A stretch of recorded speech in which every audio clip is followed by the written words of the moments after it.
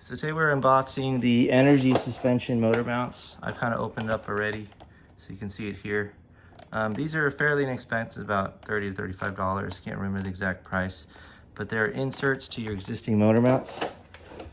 And what you see here are motor mounts for the front and rear, not the passenger or driver's side. So as you can see here, they're Xing out the transmission mount. They're Xing out the engine motor mount on the left. And really it's for the front rear in the front here. And so they give inserts on each side. And so they're polyurethane. So they're supposed to provide a lot more support than the regular rubber bushings. And we're just gonna have to match kind of what each part number goes to. So this is a 1075, so this goes for the passenger side of the front. This one is 1089, so that's the passenger side rear. And then this is 1088. This is passenger, or this is driver's side rear. And then this one here is driver's side 1074, driver's side front, as you can see there. So it's kind of nice that they give you the diagram, because otherwise we'd just be a little lost knowing what's going on.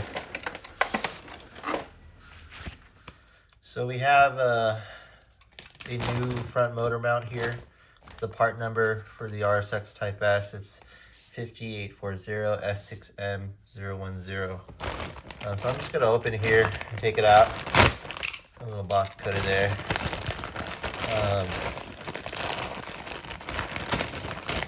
And there it is.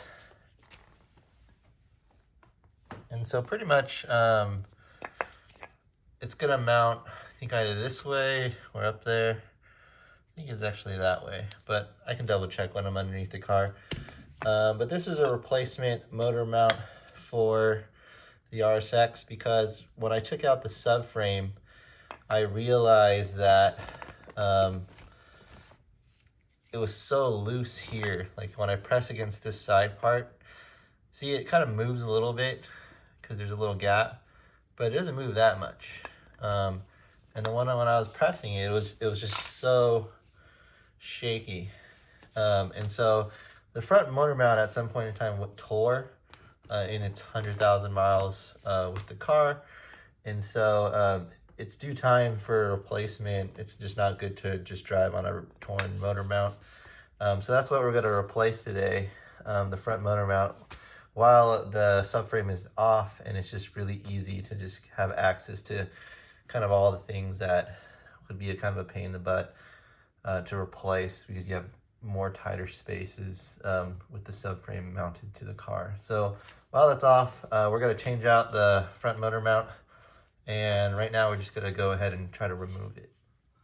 So I don't know if you guys can see, it's a little dark underneath the car, but over here, that's the front motor mount where I'm shining that light, and it's connected by 3 bolts.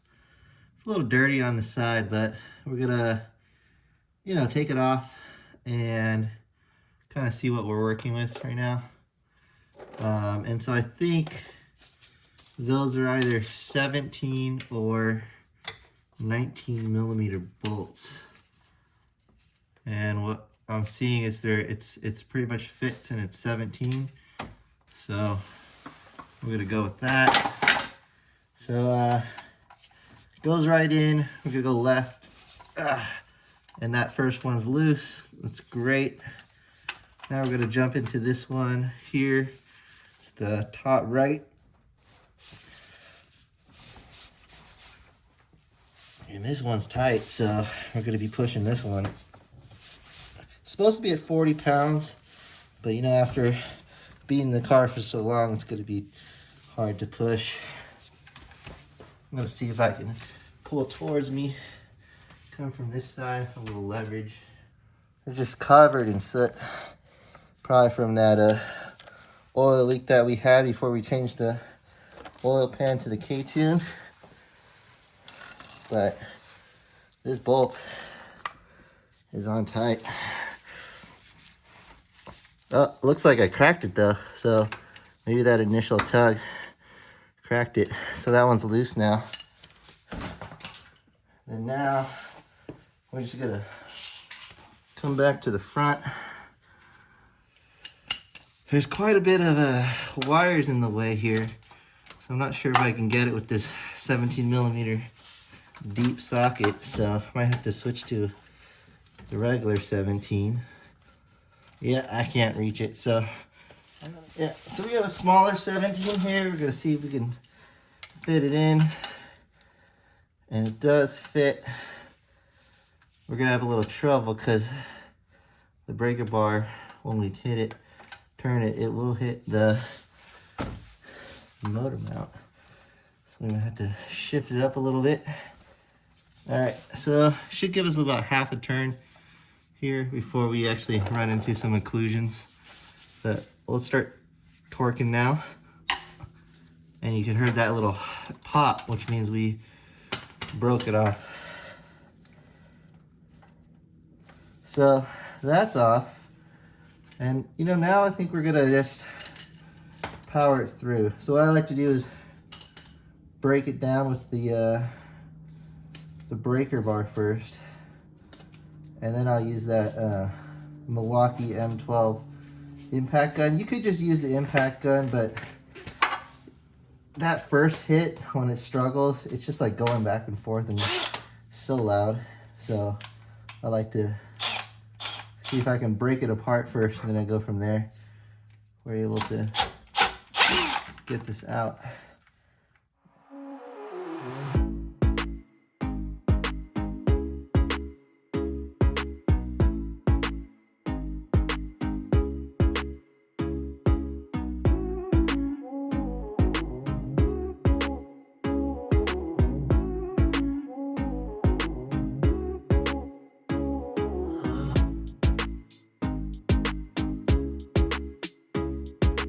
So over here we have the old motor mount off. You know, it has all that soot and whatnot on it. But I wanted to show you guys the difference between the two motor mounts. Over here you can see it's pretty intact. I mean, it's held by these two layers here, but you know, it has a little free play for engine movement. We're actually going to be adding, this is the rear, but you can see I've added energy suspension motor mounts to stiffen it up a little bit. I know people will say like it has a lot of vibration, but you know, I think for what we're trying to do, this will be okay. Right over here, you know, this is the energy suspension motor mount, and I think it'll do its job.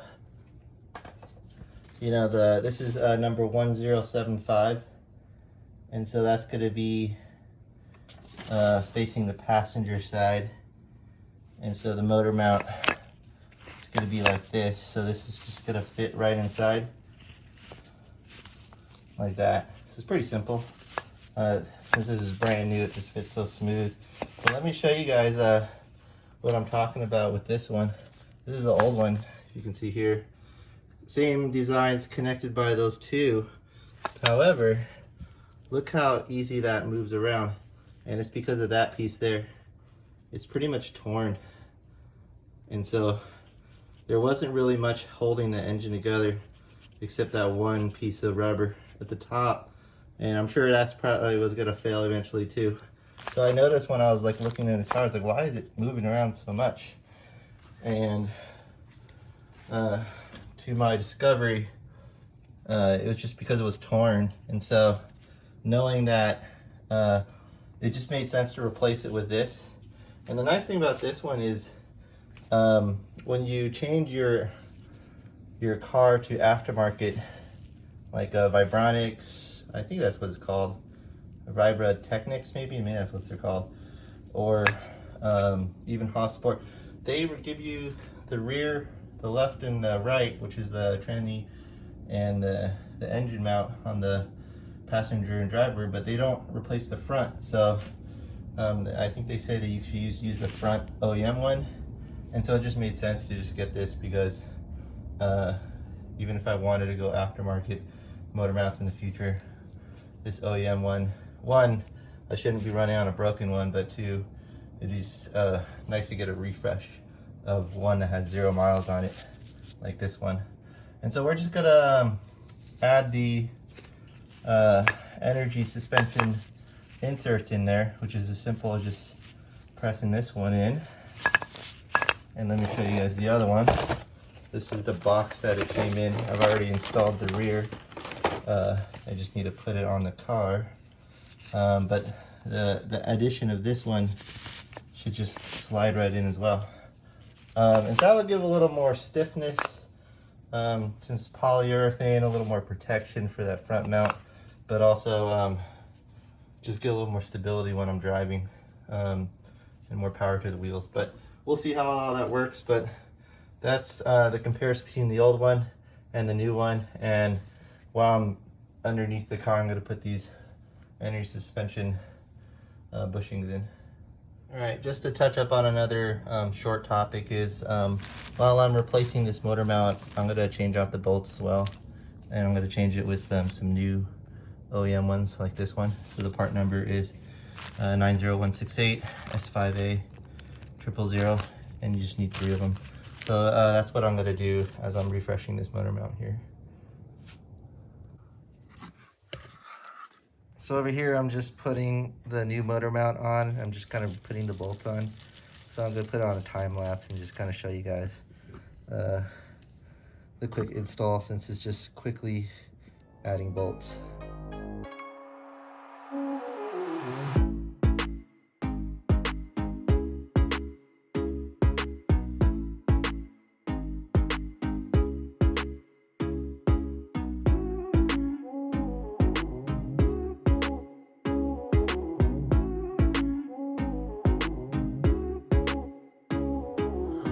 So now that we have, as you can see here, now that we have all the bolts connected to the motor mount, the 3 of them, we're just going to torque it down a spec. And I have it at 40 foot-pounds. And so we have a torque wrench here, and it's just going to go off at 40 foot-pounds when we actually get it through. So 32.34, 36.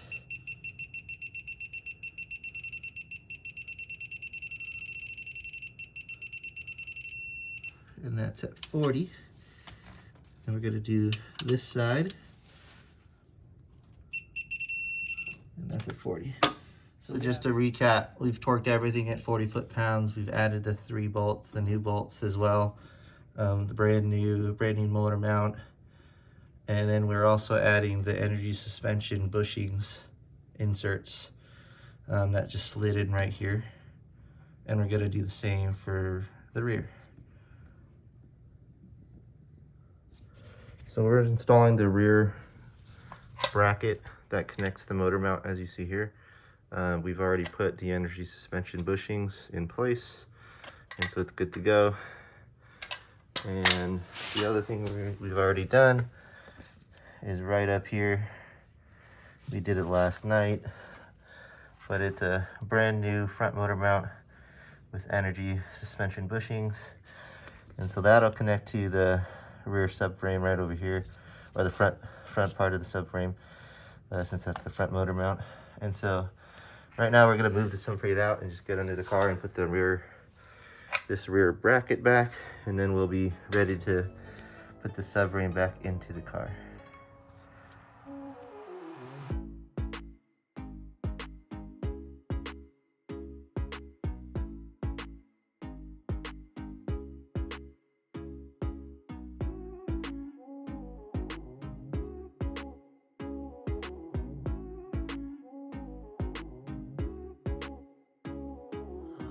So we're mounting the subframe up now.